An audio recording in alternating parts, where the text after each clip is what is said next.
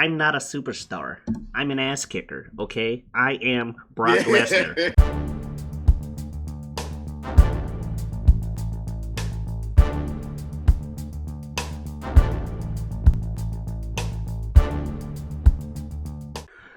Killing me softly with his song, killing me softly with his song, telling my whole life with his words, killing me softly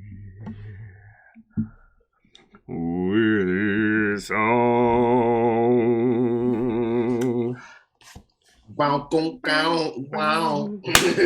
What's up, guys? Y'all know who it is, what's going on, when it's happening, where it's at, and why we're here today. How you doing? It is I, the sublimely magnificent, big ugly himself, Omari Ellis feogrande on the YouTubes, and I'm here today with another episode of the Whatever We Want podcast. We're coming to you every... Go ahead, keep it going. Yeah. It gets cut out all the time, too, just like every time. I'll do 3 because you don't like it. I'll do 3. I mean, the editor didn't either. That, like that one video, you're like, is it getting annoying? The editor's like, editor's note, yes. That was funny. And sometimes these editors, they get a little bit uppity and they start talking. Anyway, go ahead. I can say Anyway, that's right. We're here with another episode of the Whatever We Want podcast, coming to you every Wednesday at 11 a.m. Eastern Time. It's Eastern Daylight Time right now. I said Eastern Standard Time, but it's Eastern Time. Don't worry about it. In American Eastern Time. East Coast, if you will. Anyway, I'm here with my co-host, my buddy, my pal, my brother, Superjaz. What's up, y'all? It's your boy Jazz, aka Superjaz, SJ, JT, whatever you want, what have you, and the like. And like he said, it's Whatever We Want podcast, where we do just that. We don't lead the conversation leads us. That it does, and there's a direction. What's up? I said the Whatever We Want podcast, where we do just that. I didn't say what that was. We do just that. Talk about whatever we want. And, like Jazz has said, the conversation leads us and not the other way around. So, Senor Super Jazz, what are we talking about today? Where's the conversation leading? Jazz. I was like, Senor Super. Because I wanted the alliteration, and then I was like, nah, it's just weird just going Senor Super. I could have been Senor Super. I mean, that's on you, man. Do you, dog? Apparently, super in Spanish is super, or just like with a more of like a Spanish accent on it, like super or something like that. Super. Yeah. Supermercado. Anyway, to get us talking, something that I was like honestly thinking of, as opposed to falsely thinking of, fakely thinking of, dishonestly thinking of, but no, something that I was thinking of like yesterday, that we could talk about for a second. One thing that we talk about a lot on this show that always comes up is trying not to talk about wrestling shit, right? Mm-hmm. But then we joke about how we always go back to wrestling. And we even like have a whole episode where we don't talk about wrestling and then we make a reference to wrestling. And in the first episode of this podcast, we even talked about the name came from a joke of not WWE, but WWW or whatever we want. And we ran with it. So wrestling has been a big, big proponent in our lives, playing games. We bonded on it with, me and Ibn being my older brother, me and Ibn with you. The three of us bonded on it early with it, amongst other things, but that definitely being one that always showed up. I just went to Comic-Con in Detroit and got fortunate enough to meet formerly known as Braun Strowman, Adam Scherr, and then the current AEW Women's Champion. That might change when this comes out, but we'll see. Britt Baker. Just like wrestling has always shown up in our lives, right? Like, she got a match tonight or something? Huh? I think so. Um, but uh, but no, like me and Ibn went to like WrestleMania. You going to Dynamite? Just like wrestling, always popping back up, always, always, always. So, what do you think it is that makes us? And when I say us, I mean me and you, or me, you, and Ibn. What makes us keep watching wrestling after all these years, being, you know, in our 30s and shit, seeing as how the big the big like crescendo apex, you like most people were watching this shit in the Attitude Era from late 97 to early 01, and then everybody stopped. 20 years after the popularity faded, we still watching this shit. So what do you think it is that makes us still watch this shit? Like heavily, a lot. Like a lot. Follow this shit. Love it. Like, what is it? What do you think it is? 1 second.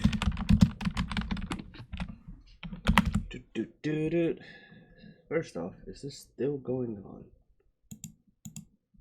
Oh, no. Everything right there, buddy? No, I just want to, before I reference something, I want to make sure I have my dates right. And yes, considering there's an article about spoilers for it. Cool. And when did it start? Okay. So, The Young and the Restless has been a TV show since March 26, 1973. It is still going on today. I think it's the only soap that is still going on. My mother, for that long at least. My mother, my sisters, and my grandmother, one of their bonding things they had was they had to watch their stories, The Young and the Restless, when I was younger. I'm older now. I don't think any of them still watch the show. Not a damn one. However, the show is still on TV.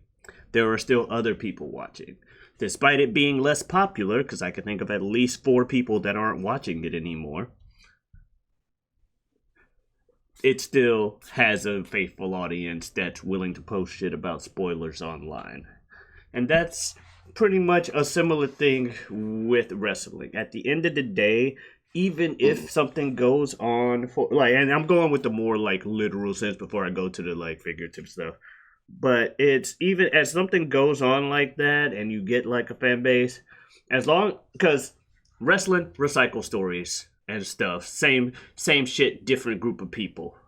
Oh, as fans, we talk about that. Like, oh, this is just so and so over here. Oh, hey. Big bad evil dude talks about how he wins all the time, even though he has minions beat up all the people for him. God damn it, Triple H, you with your DX and shit. God damn it, Triple H, you with your evolution shit. God damn it, Triple H, you and your authority shit. God damn it, Roman Reigns and your bloodline shit. Okay, so maybe Triple H does it a lot. Maybe that's just him. But well, I was gonna say real quick, what's funny when you said that was when you said it, the first thing I thought of was when Undertaker was bad and he had the Ministry of the Druids. So that's what I thought. So I was like, yeah, it happens a lot. But that was the first thing I thought. But but I'm talking more like the chicken shit here. Undertaker still was scary because he's the goddamn Undertaker. But it's the same thing as that makes people watch anime or anything. It's a good way to escape from life, and even once you, for the people out there, but wrestling's fake or whatever, no shit. There's this dude, Max Landis, made a video like 8 years ago on YouTube called Wrestling Isn't Wrestling, and even he brings up the point that no shit, it's not real. Neither is Game of Thrones, neither is fucking One Piece, neither is Dragon Ball, you know? There's a lot of shit that's like, not real. Fucking grown ass man. I know it's not. Oh, real. You're telling me the show with the undead wizard and the magical leprechaun is not real? Okay. The show where the owner fought God isn't real? Like, bruh, come on, man. Wouldn't be surprised if Vince McMahon would act. If you told me Vince McMahon in real life tried to find a way to fight God, like, and thought that he won, I would not be fucking surprised one bit. That man. Then again, that's what I love about the character, and I think for me, it's characters and character change and character growth. And the longer a story goes, even if it has its low points, like wrestling has, when somebody does something that is in keeping with that character, or you had any long form story, anytime you can bring up something from the past and it makes sense and be relevant to now, it's like, oh shit, they're right. Like AEW's. It's a great company. Don't get me wrong. I'm going to watch Dynamite tonight. So, but MJF versus Chris Jericho. MJF, for the people who don't know, he's the chicken shit heel who has a minion and just does stuff. But he wins a lot. He's also really young. He's one of the younger superstars and stuff. Like, that guy. Like, I think he's still in his 20s too. I think last time I checked, he was 24, so he might be 25 now. Yeah, so he's still in his 20s. And someone was saying, like, him and Jungle Boy is probably what we're going to be seeing, like, later, like, 5-10 years from now. MJF versus Jungle Jack Perry. Because eventually he's probably going to stop being Jungle Boy, because he'd be too old to be Jungle Boy, babyface. Right. And JR, and like my roommate said, JR, by accident, gave him a good name to keep, even when he is later on. He's Jungle Jack. Anyway, but people just like watching shit to escape from their ordinary day, and there's the story aspect of it where it's like, damn, this wrestler / character, because you have the mixture of the two, because it is portrayed by real people, you get further attached to some of those wrestlers that you like, especially if with this nowadays where, love it or hate it, a lot of wrestlers themselves addressed on screen versus off screen.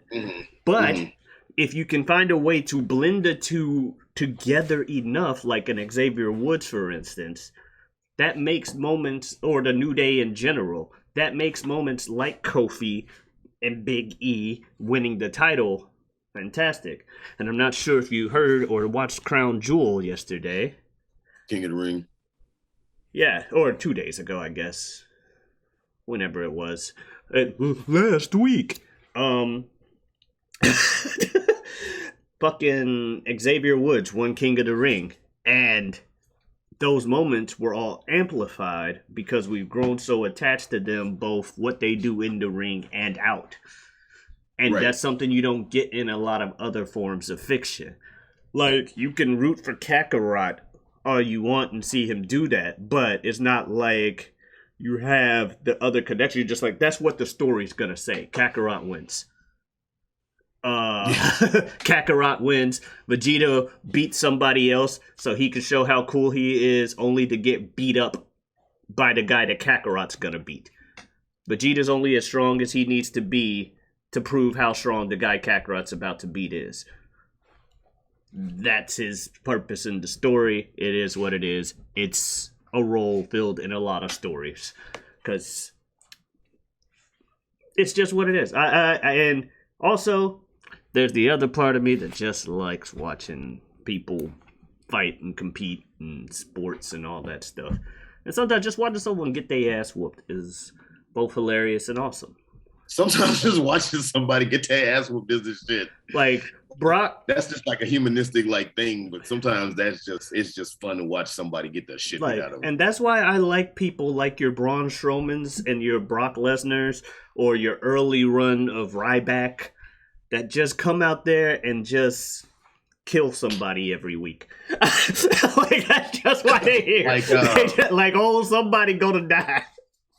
Like Warrior with who was it, Mark Hardy, Joel Edgerton back in the day that we talked about on the previous episode, and Mark Hardy, Tom Hardy would fucking just go to the ring, and he was that good, but he would go to the ring with no music, beat somebody's ass in like seconds and then just leave before they even could raise his hand.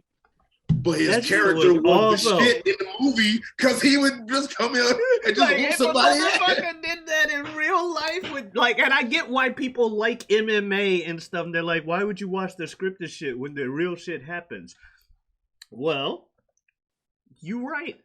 At the same time, while a real ass whooping is cool, there are also a lot of matches where I'm not as interested because I would like to see somebody I like watching highlights of MMA. I don't like watching the whole matches or whatever.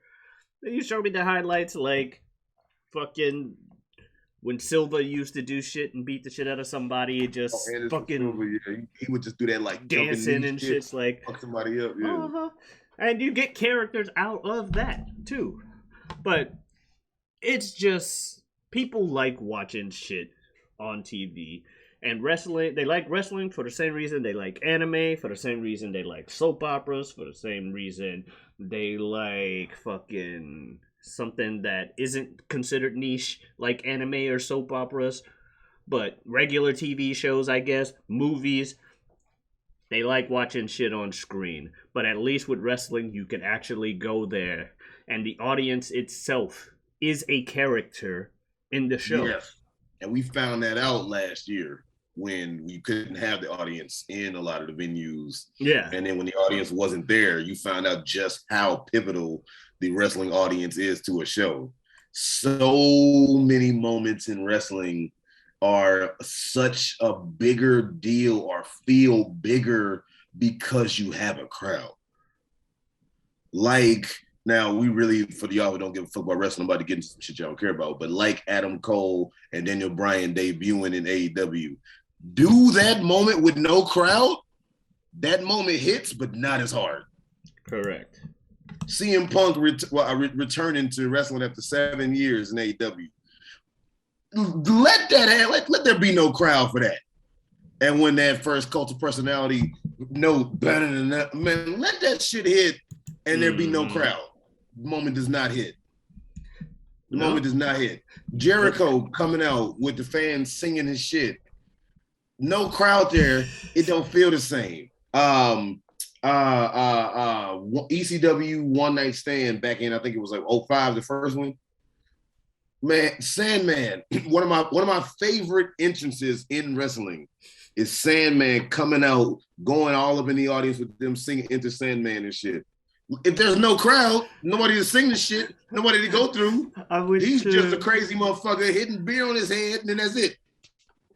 So, you've been to a WrestleMania. Yes. So you're probably aware that when a city hosts WrestleMania, that week leading up, there's a fuck ton of wrestling from everybody. Just shows to be found if you just look around for them. And I will say I was younger then, so I didn't notice it as prominent as I probably should have. But yes, I live in Orlando, and not the most recent WrestleMania they had where there was no crowd, but the one before where Roman beat Undertaker, and people thought it might be Taker's last match. There was a lot of stuff leading up on that week, including like a random show with some people, and Sandman was at that show. That man, when I say that man took that entire song to get to the fucking ring. He literally just smoking indoors, walking around in the fucking hotel. It's the same venue, actually, that CEO was hosted at for the majority of its years that you visited when you were down here for CEO. In 2013. Yeah, it's that same hotel. Sandman just walking around the crowd and shit and doing stuff. There was also a good match that night with Drew McIntyre and a bunch of high flyers, including Ricochet. And that was pretty fun. I will say this for y'all who don't know. So the Sandman. I'm sorry, and Drew Galloway. My bad. Drew Galloway at the time, right? Because he was on the Indies, right? For those of y'all who don't know about the Sandman, so the Sandman was back in this old company called ECW. They ended up getting bought out by WWE. It was Extreme Championship Wrestling. It was run by Paul Heyman, who is now a personality on WWE, but back then he ran the company. And Sandman is considered a legend from ECW. That they said personality-wise, Sandman was the shit, but wrestling-wise, Paul Heyman out his mouth, the owner of the company out his mouth, said he was drizzling shits in the ring, so he couldn't wrestle worth shit. But he said, but Sandman's entrance, what this man would do, what we talking about? He would come out to enter Sandman by Metallica, and the crowd would sing the entire song on some like say your prayers, something my damn, exit light, all that shit, right? And this man would come out with a cane, what they call Singapore cane, kendo stick, wooden cane or whatever, and some beer and a cigarette. Be smoking like he said indoors, walking around, and he would do this shit in the crowd. Sometimes he would stand on ledges and they would hold him up and be like, yeah. And this man would do this shit where he would drink the fucking beer, hold it in his mouth, spit it out on whoever it fell onto, and everybody he was fell onto be like, yeah, spit beer on me. Oh my God. And he would take the beer while it still had shit in it and bash the can repeatedly into his forehead to the point where this man has a permanent scar on his forehead, not from getting hit or like cutting himself, but from nicking himself with the beer can that he hit himself with. And he would walk in and out the crowd while they chanting, going, yeah, we fucking wild, oh shit, beer, cigarettes, mayhem. And it's one of the best entrances to see, but I'd never want to be a part of it because I do not want this man spitting beer on me. Correct. I'll be that one dude. I'll be the one dude in the audience where he's spitting beer, being like, I don't think he was spitting any beer at where we were, but I know he did the thing. I don't know about spitting the beer on people. Don't spill beer on me, bro. Ew. I love watching it. So, okay, I'll bring it full circle. To kind of go back to what we were talking about. To me, moments like that is what wrestling is about. This like family. Because I've said so many times, I was saying actually to one of my friends when I was up in Detroit, last weekend, where I was like, because he doesn't watch wrestling. And I was saying, wrestling is such a niche thing that, and you might have had this before, Pete, wrestling's such a niche thing that anytime you see a wrestling fan, like wearing a shirt, a hat, whatever, anytime you see a wrestling fan and you never met this person day in your life, you say one thing about wrestling, and it's like y'all are old friends, just for the time being. I've had that with several people, because it's such a niche thing. It's like there's like this familial feel, or like if you're in a wrestling like venue event, like I haven't been to AEW, but I'm pretty sure it's the same way, or like a WWE like event or whatever the fuck, and y'all are there while y'all are cheering. You don't even know this person, but you're like, yeah, go so-and-so. Both of y'all like, yeah, let's go, blah, blah, blah. And y'all like, right now, yeah, we're best friends, at least while we're doing this chant. Yeah, go so-and-so, boo, blah. What you mean, boo him? And it's like this feeling of like this fun, friendly thing or whatever. I used to work at Walgreens when I was 18 years old. And I remember this dude came in one time. I was like on my breaks. I'm sitting outside drinking Arizona tea, just chilling on the bench, getting some fresh air and shit. And this dude walked by with a "Hello, I'm awesome" shirt that was, the Mrs. shirt. And he walked by and I was like, I tried to catch him, be like, oh, WWE. And he was like, yeah. And then he was like, did you see so-and-so last night? Blah, blah. So then from then on, every time he came in, we talked about, you see so-and-so, I think blah, blah is going to win. I don't think so. And it's like, so that's one thing I like about wrestling. To me, the familial feel, this friendship camaraderie, that is one of the things that I love about wrestling in and of itself with the fandom. I don't like the online shit sometimes where everybody is like, if you like this, you're a dumbass. If you don't like this, you're a dumbass. I hate that shit, but I like the familial aspect of it where... You like the familiar. Keep going. I was going to say. Well, I like the familial aspect of it, where it's just like we we all know that we like something that not a lot of people will like necessarily, but we love it. So in this particular moment right now, you know, we love this. We love this shit. And like I said, to me, singing the person's songs with them, chanting that shit, that is rest. That's why I love the Sandman One Night Stand entrance, because at that moment, nothing mattered except singing this song and cheering on this dude before he even started wrestling. That's one reason I love that shit.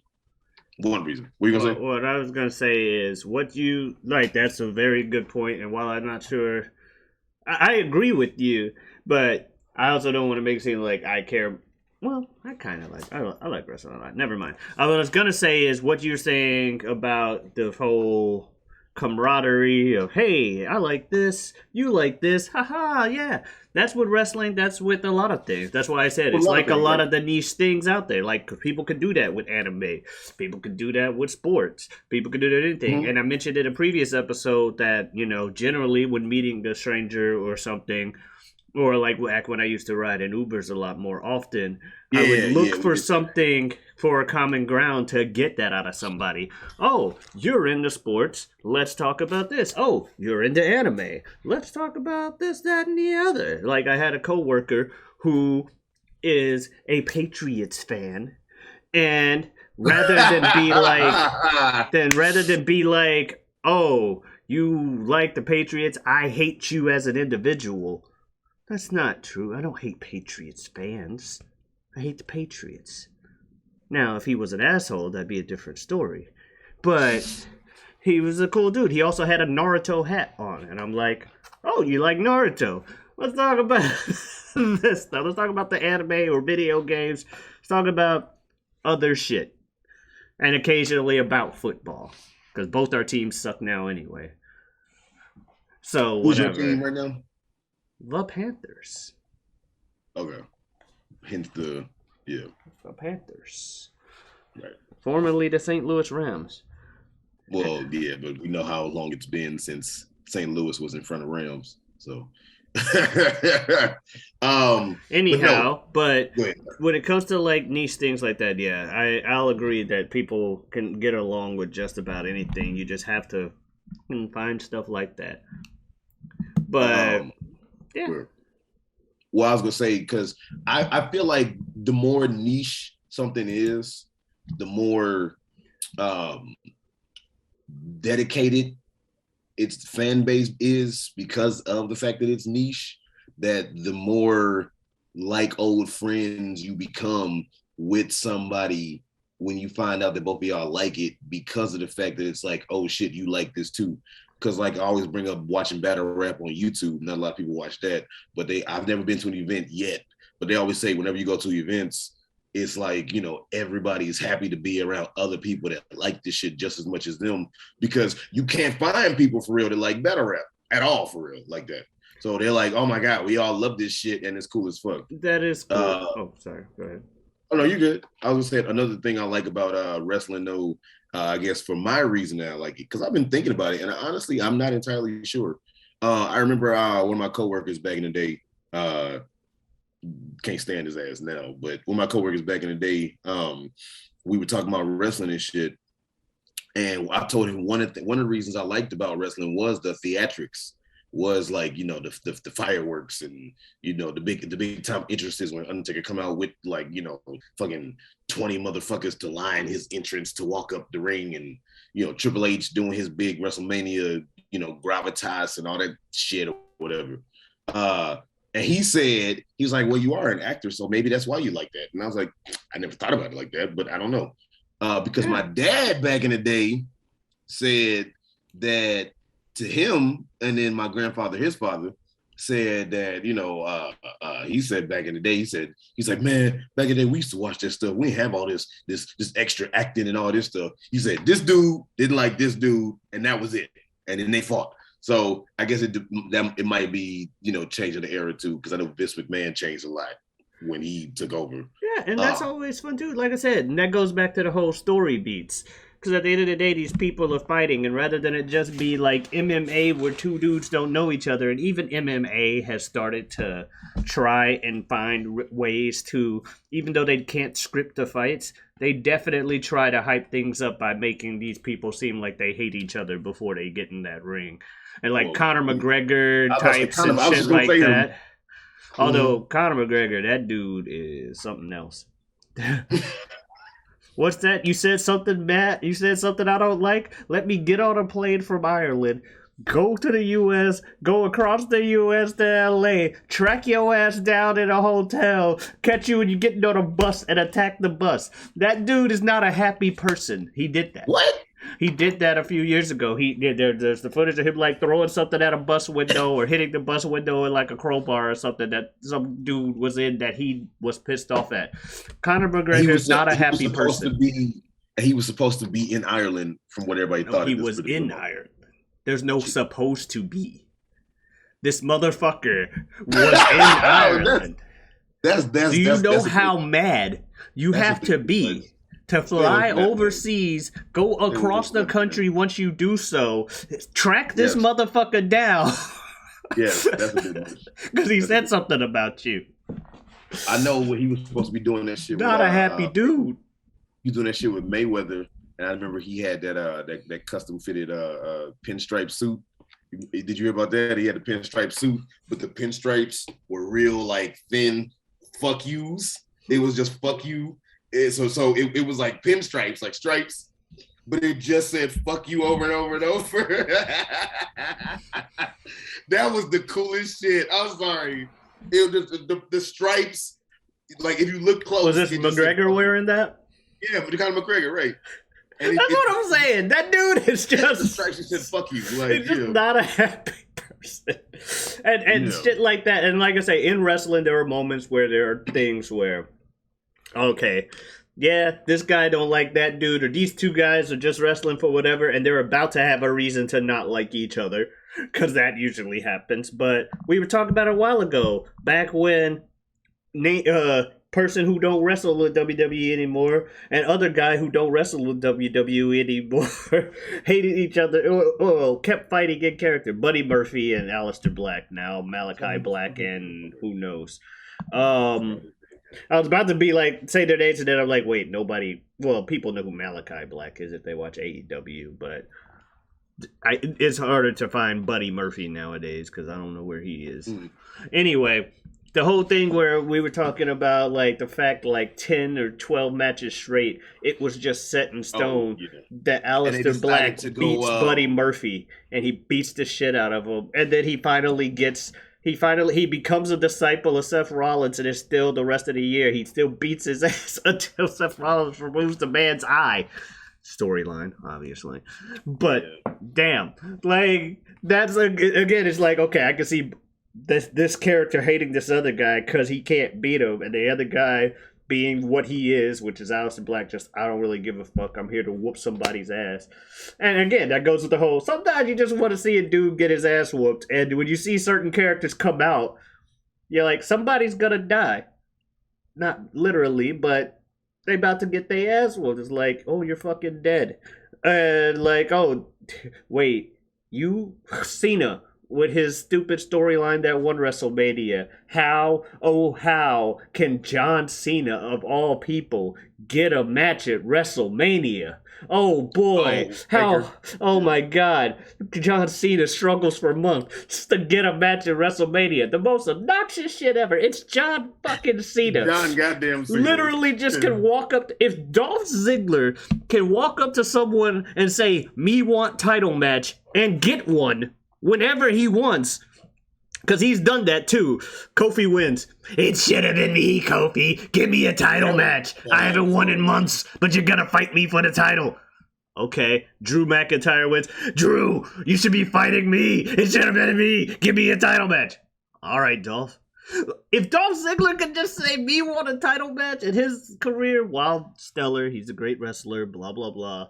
But in character-wise, if that guy can walk up, who doesn't have the same list of accolades John Cena in character has, and get a title match whenever he wants, John Cena, you can have a match at WrestleMania against whoever the fuck you want. But John Cena's like, I lost the Royal Rumble. Oh, God, I might not make it. I gotta win this Elimination Chamber. I can't make it. Okay, I don't know what to do. Undertaker lost last year. Fuck it. I need a match. Taker, I gotta fight you at WrestleMania. What do I gotta do? I'm retired, man. Well, I'm not to say that, but I'm gone. Come on. You know what? Fuck it. I'll insult your wife. Just fight me at WrestleMania, dog. And sure enough, Undertaker comes out, and it's like, is John Cena about to die right now? And yes, Undertaker squashed him at WrestleMania because it's the goddamn Undertaker. And unless you're fucking the Brocklesnar or Roman Reigns, the tribal chief now, but pre-tribal chief Roman Reigns, who clearly had that whole, oh yeah, Vince wants him to be that dude status. And it took 7 years, but damn it, he got what he wanted. Come hell or high water, whether we wanted it to happen or not. Acknowledge me. Acknowledge. And now Brock Lesnar's back beating the shit out of people. I saw a clip from last night on SmackDown. Fucking Roman Reigns talking shit because he had cheated to win it, Crown Jewel. And because he had the Usos come out and team up on him and shit. And he's like, Brock Lesnar won't come out to fight me. I'm the tribal chief. Oh shit. And you just know when that music, that's the other thing. Shit like entrance themes. I love the theatrics. I love that shit. When you get certain wrestlers with their entrance themes, and especially if the character has been relatively consistent, like a Brock Lesnar, where somebody's going to be in a lot of pain by the end. Here comes the pain. SmackDown 5, here comes the pain. You have Brock Lesnar on the fucking cover, and 15 years later, you hear that music. Somebody's getting hurt. Even if it's Brock himself, this is not about to be pretty. There's a fight happening, and he's gonna beat somebody's ass. And probably get an ass whooping himself. But it's always a big deal when somebody does beat Brock because he doesn't lose often. And with the MMA thing, it's even more ridiculous because the motherfucker left WWE and won a UFC heavyweight championship, proving that, no, this scary-looking ass dude is actually really scary. And he's got the Mike Tyson thing going on where if you hear him talk, you wouldn't think it. But then you just look at the motherfucker and you're like, oh yeah, yep, he is as scary as he looks because he beats the shit out of you. He dares you to make fun of his fucking voice. You can't. Unless you want your ass whooped. I will say this though, Adam Scher, like I said, I met him in person, talked to him for a hot second, just like, hey man, what's up, whatever, blah, blah. That dude, he sounds just as I told him too, I was like, dude, you sound just as intimidating in person. Oh yeah, that was Brock. Because you know how, okay, again, we're getting real wrestling like fandom, y'all, but hey, whatever. But no, when he does his like promos on the mic, he's like, whoever wants to fight me is gonna get these heads. I talked to this dude in person. Hey man, how you doing? I was like, he was out here, Jesus Christ. Oh yeah, no, like I could hear like his hand, and he was like, it was like, oh my God, just shaking his hand and shit. I'm not as surprised by that as you would think because Brock doesn't try to do anything with his voice in his promos. He'll go out there, kill a guy, and then be like, I'm not a superstar. I'm an ass kicker, okay? I am Brock Lesnar. He did do that. I'm a superstar. Remember back in the day when Lashley used to kind of sound like that? You could tell Lashley probably worked on his voice. Because you remember Lashley used to talk like that? Mm-hmm. And fucking, yeah. So-and-so, you're a bastard. Yeah, but like, yeah, he's just like, or even, hell, and just this past Friday, fucking, after Brock Lesnar beats the shit out of Roman and the Usos, making them run away, and then half the locker room, because Adam Pearce had people come out, and he just beats up a cameraman and everybody, because he's Brock Lesnar. Don't go near Brock Lesnar when he's mad. What is wrong with you people? But later, Adam Pearce is trying. Well, am I wrong? You're not. That man is huge and can back it up. And in canon, why? Why would you do this? This guy. No, you're right. As much as people want to acknowledge Roman and he deserves his acknowledgement, blah blah blah. Brock did it first with the whole Undertaker and WrestleMania thing. That thing I said John Cena was stupid for doing. Yeah, Brock beat Undertaker first because he's fucking Brock Lesnar. And I think somebody said, like, one of the things before the match, they're like, I think Taker said it actually, when he's like to Vince, like, are you sure you want to do this? And Vince is like, if not Brock, who? Who does it? If not this motherfucker right here. But Adam Pearce is like, I'm suspending him. And Brock comes out, I'm sorry, I couldn't hear you. What was that? And I'm like, if you didn't look the way you did, and I hadn't seen the history in ring and out, I it'd be hard to take him seriously. Sorry, I couldn't hear you. Oh my god. I feel like people like Brock Lesnar and Mike Tyson are as scary as they are because their voice is how it is. And people tried making fun of them for it. And so they learned at a young age to fight back against the bullies and beat the shit out of them. And then next thing you know, oh God, now I am the bully. I dare you to make fun of me. No offense to Iron Mike, but Iron Mike's voice is, he's got to have heard it his whole life, especially on the come up. But Iron Mike type that his voice really sounds so unintimidating. You look at this man, and then he started talking, and he's like, "Okay, no, see," and it's like this dude. The lisp didn't help either for a while. That's what I'm saying. That adds to it.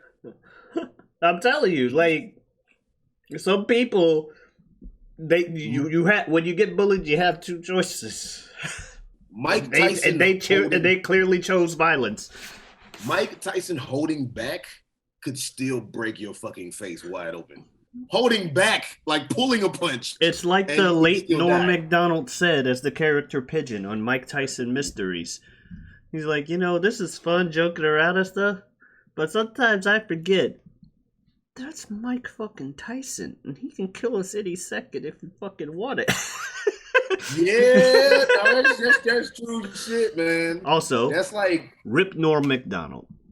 Yeah, that's why I say rest in peace. Yeah. The late Norm Macdonald. I actually liked Norm Macdonald. I used to have a friend that sounded like Norm Macdonald when I was in college. The funny thing about Norm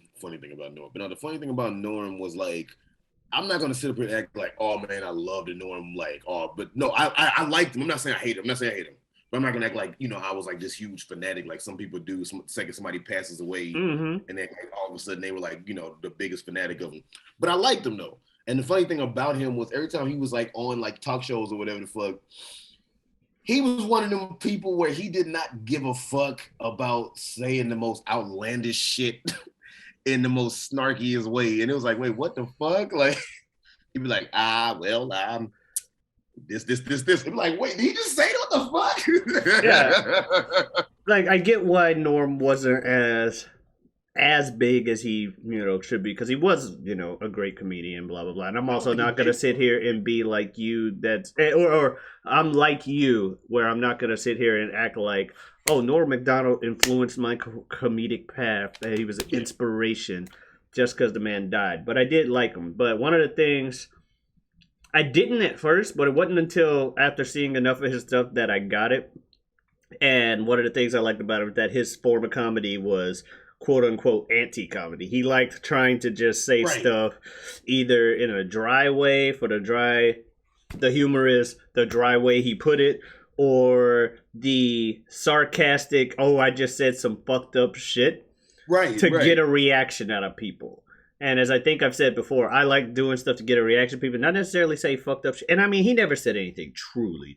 No, he honestly, he like, if he would have said something that fucked up, he would have been canceled a long time ago. I put it in quotes for people who are only listening. That's why I put the pause before it, so I can bring up my fingers and make the air quotes. He would have been that a long time ago.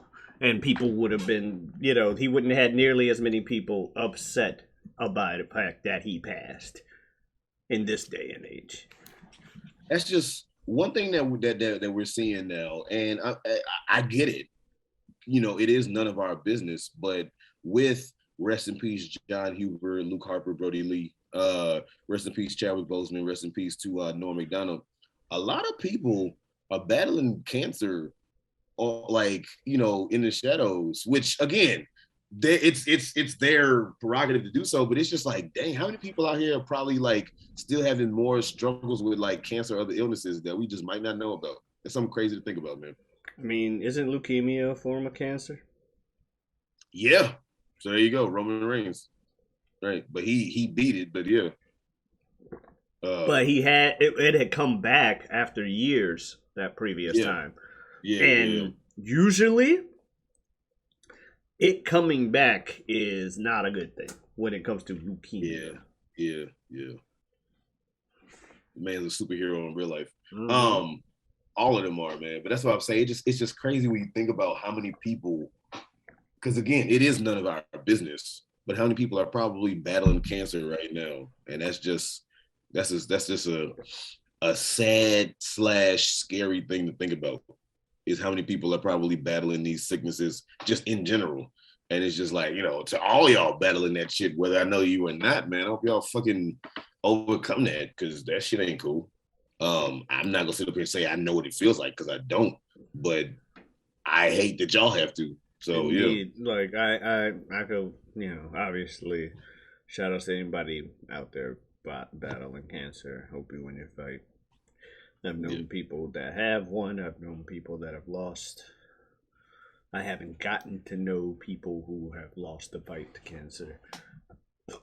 Of various kinds, and we're just saying cancer because there are 80,000 kinds. I know it's October, and we're supposed to, it's breast cancer awareness month. Cancer awareness month, yeah. And having lost an aunt to breast cancer, shout outs to breast cancer awareness month. But there are tons of cancer out there, and that people don't even talk about, that don't have their own awareness month, that don't do all of, you know what I mean. So shout outs to everybody out there. Hope you guys win your fights. Yeah. Well, going back to why we like, wrestling, other arts and stuff like that. I mean, one thing that you said a little earlier on was that a lot of other arts don't necessarily let you see them, like, what's a good way to phrase it so I don't give up triple on words. They don't let you see. That's not the way I was gonna say. They don't let you see them as people per se. They're more so the character. And I guess maybe that is true when you look at it, because with wrestling, you get to see the person outside as well as watching it live makes it look more realistic as well. But when you were saying that, one thing I kept thinking of was maybe that's why a lot of people tend to covet music more so than a lot of other arts as well. Like hip hop especially is like, you get an argument with somebody about hip hop, that shit is just, especially if they're a hip hop head, that conversation is not, they gonna be like, you can't say so and so's like that because blah blah blah blah. And the reason why people covet music to a certain way, namely probably even more so rap, but just in general period, is because a lot of artists let you in to who they are. So you feel like, so maybe that's another reason why we like wrestling, to bring you full circle, is because you feel in anything in general, when there's an aspect of the personal side thrown into it, you feel like you know that person and can relate to them. So there feels more like a friendly or familial bond with them. Mm-hmm. Like one of the reasons why this person's name comes up a lot of times in podcasts from me. But one reason why his name, people love him so much, was Tupac. One reason why people, I was like, that. When I realized we're talking to the editor about the last episode, he's like, you guys do so many times where you guys just talk about Tupac. But we talk about a lot of things. And I'm like, shut up, editor, do your job. Exactly. Anyway. Exactly. You and these like little What I'm trying to say? These little like ribs. I'm just these ribbing little them. no, Just these ribbing little them. in secrets. Keeping it with These little wrestling. in secrets, like these little if you know that you be fucking throwing out and shit. Anyway, and if y'all know, then y'all know what I'm getting at. People And if you listening and don't watching. know, you still don't. Anyway, but Not no, know one of the shit. reasons why Tupac, honestly, the main reason why Tupac got so high was his social commentary and his ability to let you into his personal side. Nas is at the top, he spot that he's at because he lets you in on the personal side of things. The album I just released, and I'm not putting myself on the level of Tupac or Nas at this particular point in time in any way, shape, or form. I realized how that sounded, but I feel like this album was one of my better ones. One, because I've got more experience, but two, because I was more personal with it. So I think that when you let people in on the personal side, well, here's a question before we close out. Do you feel like artists, like let's say musicians, maybe rappers, whatever, musicians, do you feel like it's a requirement of theirs to let you in Nope. on some level of their personal life as far as like musically? No, I don't feel like it's a requirement of any celebrity or star to let you in. Hell, even if you had the wrestling things, for every new day where they're just, this is who we actually are, real life and on camera, woo. There's an Undertaker who no one knew what the fuck the real man was like unless you was in the business for 40 fucking years. This man was the goddamn Undertaker. He was a fictional guy on camera. Who knows anything about his real life? You don't. I don't. We do now because he's finally kind of retired, and that's also why I feel like this most recent retirement was the actual retirement, because he's just interviews and everything, stories for days. He's like, okay, letting the veil up a bit. I'm fucking done with this shit. You know what I mean? Because of this, I can now live. And he is the goddamn Undertaker. So I don't feel like anybody needs to. Is it always good when they do? Also, technically, based on my wording, no, it's not always good. It's nice to see it happen. Mm-hmm. It's nice to see it happen and get some kind of thing. It helps for the most part. 9 times out of 10, it helps somebody when they do. But do I think it's a requirement? No. Sometimes you can just, as long as you're like, if someone makes a lot of, poppy or fake shit, but they hit, they're hits, they're strong, people enjoy the fucking songs, that's what it is. Is it nice when someone does like a self, let you in the door album or whatever? Yeah. That's fantastic. And I actually did listen to My Secret Identity more than I had on the previous videos. Oh, snap. How far did you get into it? The whole thing. What'd you think, man? I liked it. And I will say, and I thought I told you this when you came in my stream one of those days. I was like, hey, I listened to it. I spent the majority of the album just kind of with a smile on my face in a sense of just like being proud of you. I was like, damn. You being serious? Damn. Yeah. I was like, damn, Jazz really put this whole thing together and released it. And, I'm like, damn, he really did this. So I was proud of that.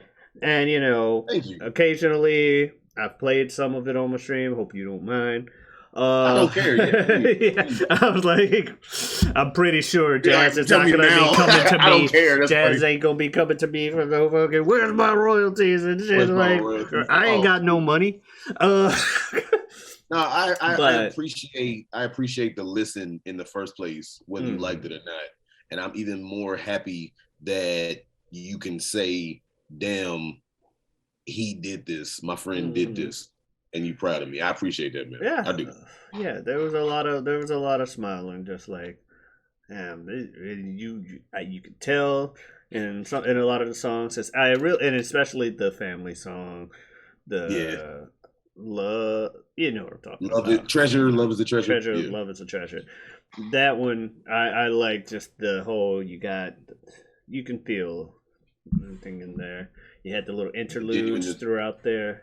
That was Yeah, cool. yeah. That was cool. Well, thank you, man. Shit, I appreciate that. I really do. Mm-hmm. Because like when I'm acting, when I'm doing my music, I always tell people that people like if you do a show, I wish I could come, man. And if they really mean it, I'm like, yo, just the fact that you want to come bad because we're all adults and we have lives. So the fact that you really wanted to come to the show but can't make it is almost good enough because you wanted to I come. mean, if I So, had the means, I would have been there well, of to course, of the course, of like course. release party and Right, everything. right. So what I'm getting at with the music is I understand when people don't have necessarily the time or don't even like aren't in the mindset to listen to my music at the time. So when people actually get the opportunity and take time to sit down with about 40 minutes or so and listen to the entire thing, I really appreciate it because that means you took 40 minutes out of your day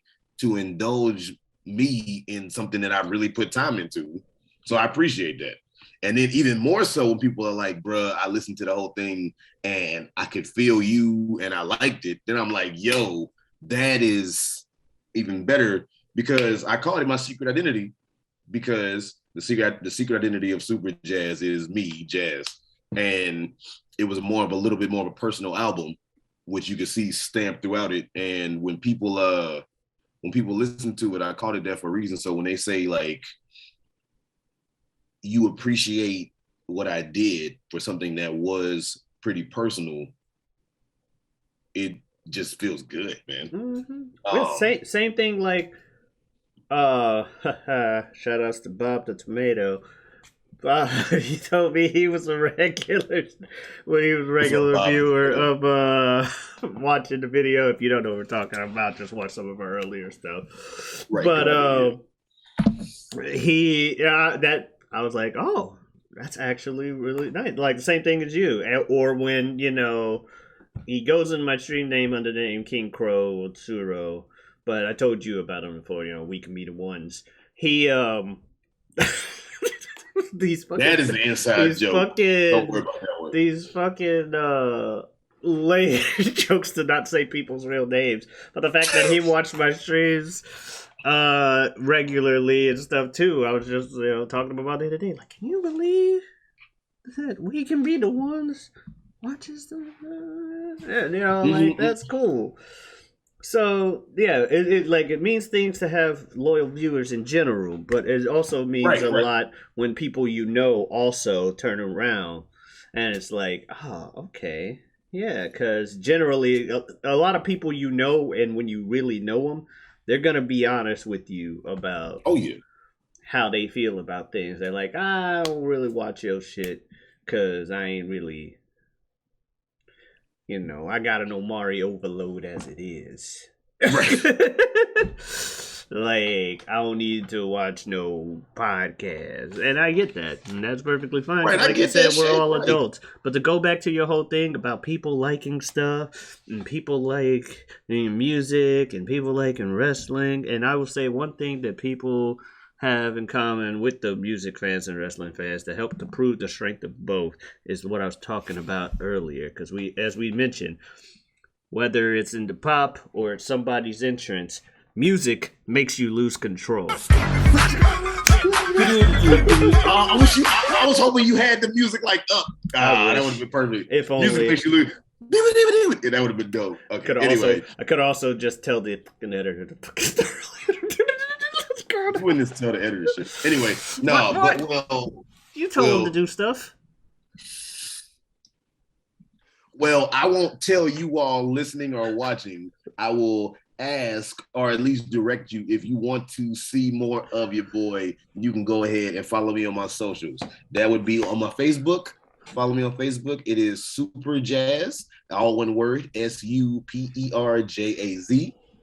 You can go ahead and follow me on the Twitter, which is also under Superjaz 2. So that's Superjaz number 2. And you can go ahead and find me and follow me on Instagram, which would be under Forever Superjaz. The word forever spelled correctly in front of Superjaz. And as we spoke about, and it is best friend approved, you can go ahead and check out my secret identity wherever you stream your music. So that would be under Superjaz, and that is the album My Secret Identity. You might have to put in all of that Superjaz, My Secret Identity, to find it right now because I'm not that famous yet. So, Omari, Pete, Feo, FG, Giotavi. Where I was gonna say your last name, but you might not want that out there. Where can they find you? Yeah, I don't want my last name out there. So anyway, as I said earlier, it is I, the sublimely magnificent, big ugly himself, Omari Ellis. And the second I said that, you about to do that. Anyway, go ahead. Right. Yeah, y'all know where y'all can find me. You can find me here every week, as I said earlier, every Wednesday. Also, you can find me on Twitch at twitch.tv/Giotavi. I also have a Twitter of the same handle, Giotavi. That is Giotavi. It tweets out most of the times when I'm live. This month of October, and it'll bleed into November a little bit, I've been doing what I call Giotavi of War, where I've been playing through all the God of War games. Now I'm on God of War 2018, or God of War 4, or Dad of War, or Dad of Boy, or whatever the hell you want to call it. Well, Kratos has a son in that game that he refers to a lot as just boy. Yeah, so that's where that comes from. So yeah, that game is fun and everything, and I'm going through that as well as play fighting games and stuff. And also I had the YouTube feogrande, as I mentioned earlier, feogrande on YouTube. Check it out. Got videos, a lot of which with this guy over here. I always point to the wrong side, but yep, this guy over there, Superjaz. But yeah, that's cool. That's pretty much all you need to know about me. That's all you can know today. I don't know what I'm doing. Well, I don't know what we're doing, and I definitely don't know this. So maybe you could tell me, what the fuck are we gonna talk about next time? Whatever we want. Be nice to yourself, everybody. Peace. Adiosness. Just say yes, don't think, become immortalized. Some may plead, beast and G, you have to ignore the cries. Grip tight, don't let go, feel the energy surge. Fingertips to toes, can't even put it in words. Chaos and peace has lovely symmetry. With great power comes great responsibility. They say you can't take it with you. Hope you gathered all that shit you need. Shirt on your back and some shoes that fit you. All that remains of the past we leave.